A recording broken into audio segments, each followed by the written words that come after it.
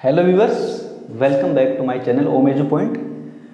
आज का video IBPS के जो बैंक पीओ और एमटीज पोस्ट होती हैं, यानी प्रोबेशनरी ऑफिसर और मैनेजमेंट ट्रेनी, इन पोस्टों के लिए हर साल वैकेंसी आईबीपीएस निकालता है। और ये कौन कौन से बैंकों के लिए होती है वैकेंसी या ये एग्ज़ाम कौन कौन से बैंकों के लिए हर साल निकलती है, इसके लिए मैंने आपको पहले बताया था नेशनलाइज बैंक जितने भी हैं, इंडिया के नेशनलाइज बैंक 12 हैं, उनमें से 11 बैंक यानी एसबीआई को छोड़ के जो 11 बैंक हैं, उन 11 बैंकों के लिए जो पीओ की पोस्ट है, पीओ या एमटीज कहेंगे इसको, प्रोबेशनरी ऑफिसर या मैनेजमेंट ट्रेनी, इन दोनों पोस्टों के लिए यहाँ पे 11 बैंकों की जो वैकेंसी है वो आईबीपीएस के थ्रू भरी जाती है। हर साल ये वैकेंसी निकलती है। अब ये नेशनलाइज बैंक कौन कौन से 11? First, bank of Baroda, bank of India, bank of Maharashtra, Canara bank, central bank of India, Indian bank, Indian overseas bank, Punjab national bank, Punjab and Sindh bank, UCO bank और यूनियन बैंक ऑफ इंडिया। ये 11 bank हैं nationalise bank. एक SBI भी है, लेकिन SBI की vacancy जो SBI का पीओ पोस्ट वैकेंसी है या एसबीआई की कोई भी वैकेंसी वो आईबीपीएस के थ्रू नहीं भरी जाती है। इन 11 बैंक के लिए, ये 11 बैंक नेशनलाइज हैं, इन नेशनलाइज बैंकों के लिए आईबीपीएस जो भी पोस्ट है इसकी खाली वैकेंट होती हैं, यानी चाहे क्लरिकल की हो, चाहे आपके पीओ हो, चाहे स्पेशलिस्ट ऑफिसर हो, इनकी आईबीपीएस एग्ज़ाम कंडक्ट करवाता है। और इसके लिए कंडीशंस क्या है? बैंक क्लरिकल के लिए मैंने बताया था आपको लास्ट वीडियो में, ये है बैंक पीओ और एमटीज के लिए। तो एजुकेशन क्वालिफिकेशन इसके लिए क्या है? ग्रेजुएट या बैचलर डिग्री जिसको बोलते हैं, यानी ग्रेजुएशन कंप्लीट होनी चाहिए, बैचलर डिग्री कंप्लीट होनी चाहिए। कब? उसकी last date of the form submission, यानी फॉर्म जब निकलेंगे। फॉर्म कब निकलते हैं इसके? हर साल फॉर्म निकलते हैं अगस्त में। बैंक पीओ के, आईबीपीएस पीओ और एमटीज के फॉर्म कब निकलते हैं? अगस्त में निकलते हैं हमेशा, हर साल। ठीक है, तो अगस्त में ही इसके फॉर्म भरे जाएंगे, तो अगस्त में ही इसकी लास्ट डेट होगी।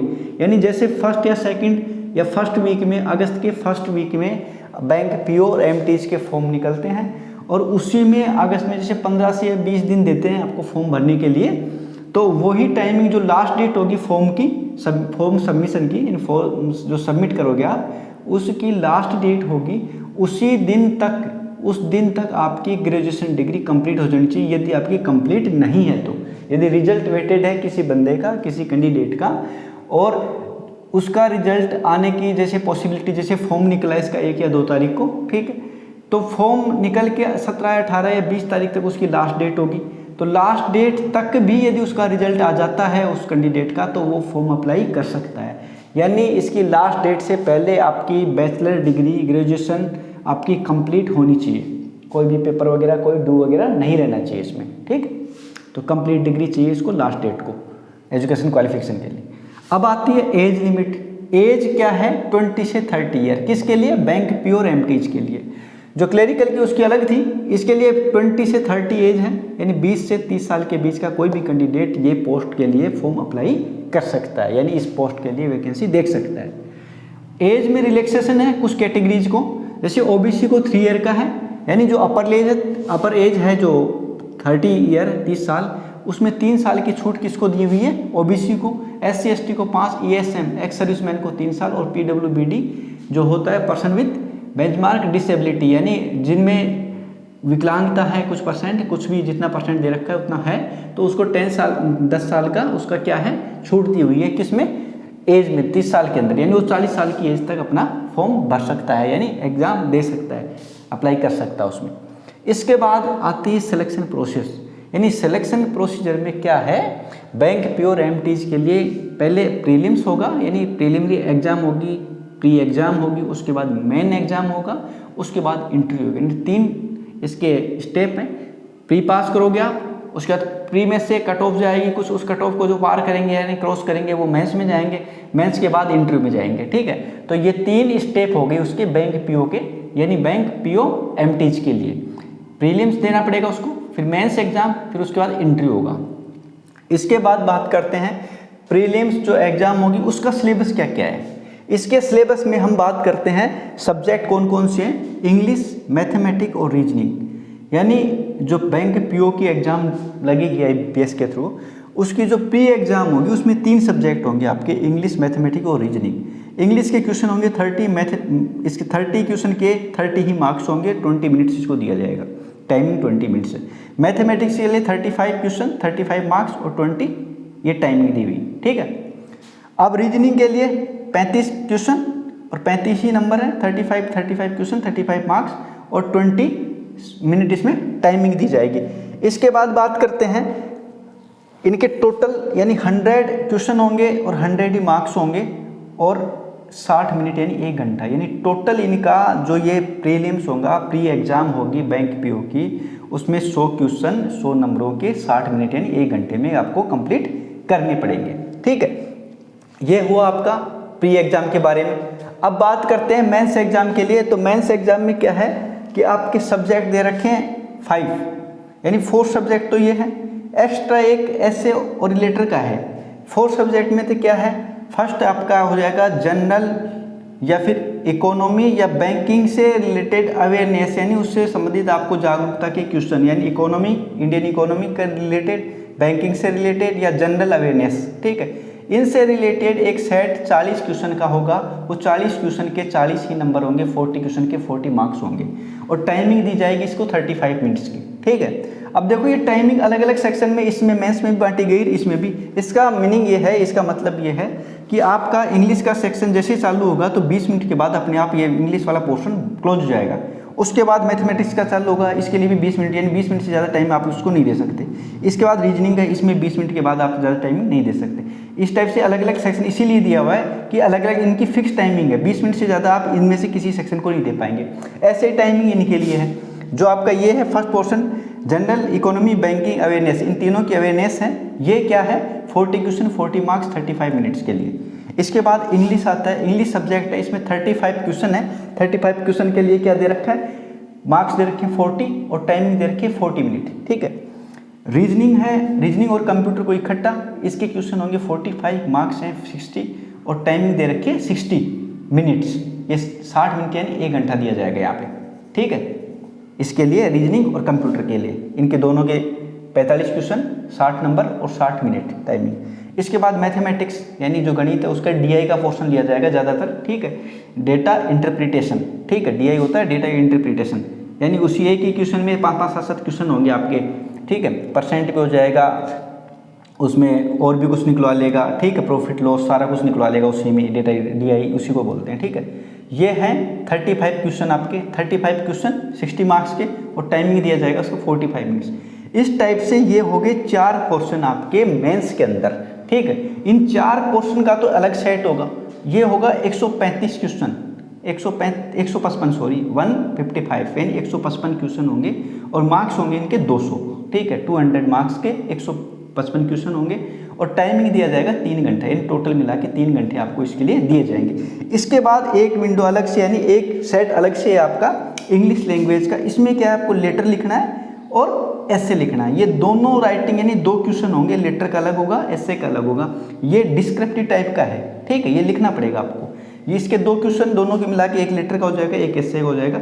दोनों 2 क्वेश्चन होंगे, 2 क्वेश्चन के मार्क्स कितने होंगे 25, यानी 25 मार्क्स का ये होगा आपका क्या, ये सेट, ठीक है। इसके लिए दिया जाएगा आपको 30 मिनट अलग से, यानी ये पोर्शन का ये जो क्वेश्चन, ये मार्क्स और ये टाइमिंग, ये अलग पोर्शन है। ये 4 के लिए अलग टाइमिंग, सारा कुछ अलग है, ठीक है। इसके बाद ये यानी 4 के बाद ये 5वां होगा, ये भी आपको करना पड़ेगा।